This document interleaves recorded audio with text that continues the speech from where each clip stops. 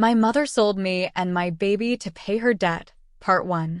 When I was 16 years old, my mother introduced me to a man old enough to be my father. Little did I know that this day would mark the beginning of all my problems in my life. We will call this man Mr. White. Growing up, I always saw Mr. White in my community giving out things to people. I drew the assumption that he was very caring and nice because I always see him doing things for people in my community. He would keep treats, give out lunch money and things for back to school.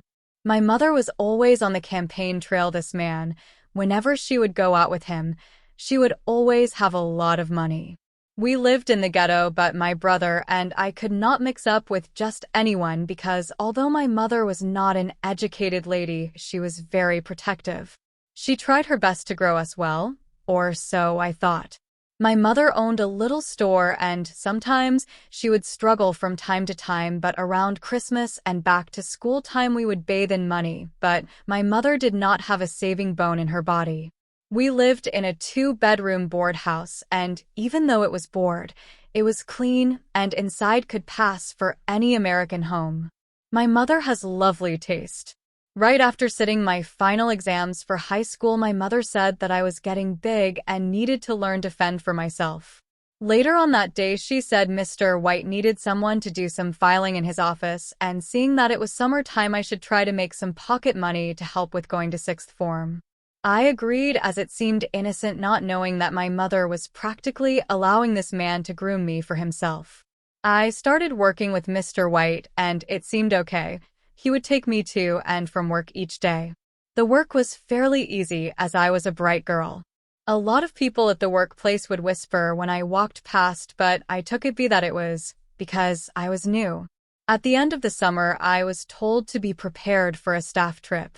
When I was about to leave out, my mother said I should do what I was told. I didn't know what she meant, but I was just excited to be going to a hotel for the first time. When I was picked up, however, we started heading straight on a far drive.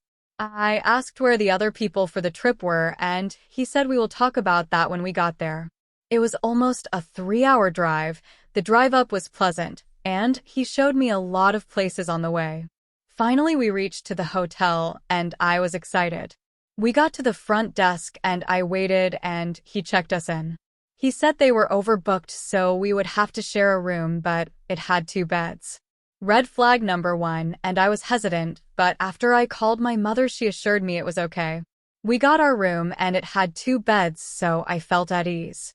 We went on the day, we went to restaurants, and he had 2 meetings at the hotel, and I roamed and enjoyed myself. Later on in the day, he said the other staff were not coming as something was wrong with the drive, so they changed their minds. In the night, we had dinner, and we went back to the room. With every step closer, I felt an odd knot in my stomach, but remembered my mother said it was okay, and she wouldn't let anything bad happen to me. Not even 5 minutes into the room, Mr. White asked me if my mother spoke to me about what was to happen. I said no. He said we were going to have sex, and he asked me if I have ever done it before, and I said no. I told him that he was like a father to me. Why would you want to do that to me?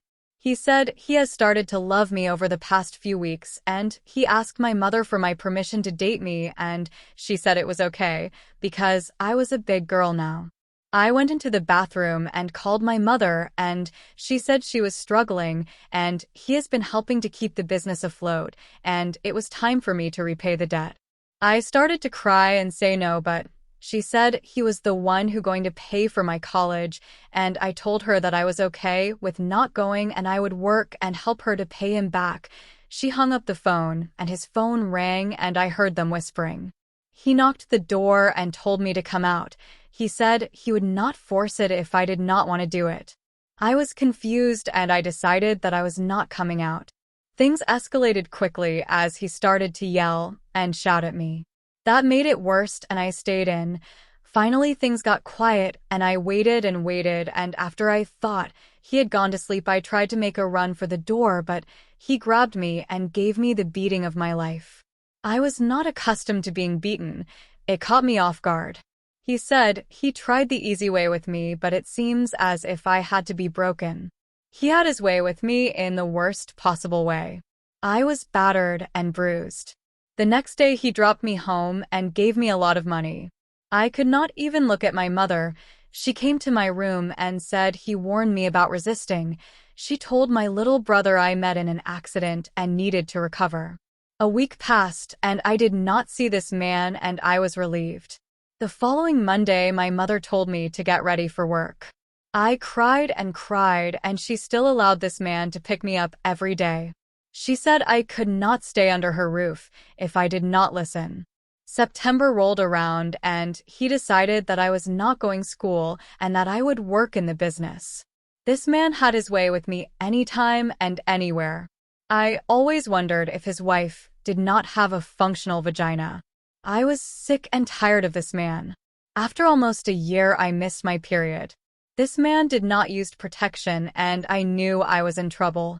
After 2 missed cycles, my mother asked me when last I used my supplies because she saw that they were not being used. I ignored her. I don't speak to her under any circumstances. She bought some tests and forced me to take them. They came back positive, and later in the night Mr. White and my mother were whispering in the living room. I got the best prenatal care.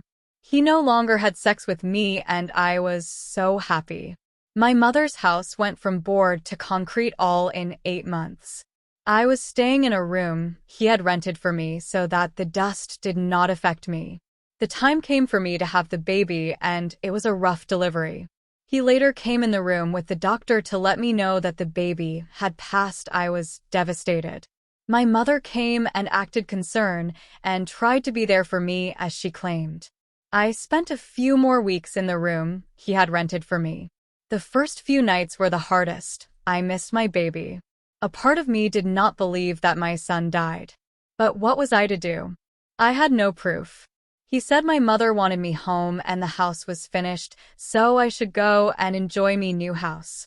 I went home and all my mother could talk about was her new house. The house she practically sold me for. She showed me that he paid up all her taxes and that she owned her title. I started accepting the fact and moved on. I did not get a death certificate for the baby, but at that time I knew anything about those things.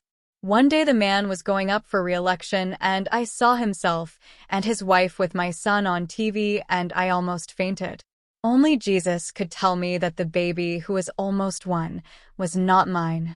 He had my face and everything. I confronted my mother and beat her off and told her I wanted my child. We fought and I disgraced her.